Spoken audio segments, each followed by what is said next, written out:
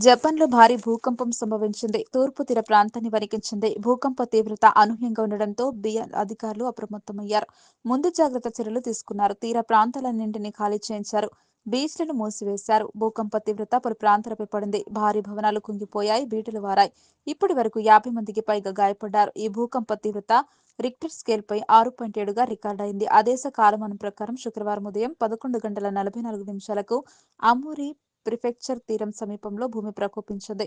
Prefecture ఉపరితలం నుంచి 20 కిలోమీటర్ల దిగువన ఈ ప్రకంపనలు నమోదైనట్లు యునైటెడ్ స్టేట్స్ జియోలాజికల్ సర్వే తెలిపింది. టెక్టానిక్ ప్లేట్లలో సంభవించిన పెను కదలికల వల్ల భూమి కంపించినట్లు తెలిపింది. జపాన్ న్యూక్లియర్ రెగ్యులేషన్ అథారిటీ అణు విద్యుత్ కేంద్రాలలో ఎటువంటి అసాధారణ పరిస్థితులు లేవని ప్రకటించింది. ఈ భూకంపం ప్రభావం వల్ల రోడ్లు ధ్వంసమయ్యాయి. పలు భవనాలు పాక్షికంగా దెబ్బతిన్నాయి. కిటికీ అద్దాలు పగిలిపోయాయి. భూకంప ప్రభావం సమీప ప్రాంతాలపై పడింది. పలు భవనాలు దెబ్బతిన్నాయి. బీటలు వారాయి. కొన్ని చోట్ల పాక్షికంగా కూలిపోయింది.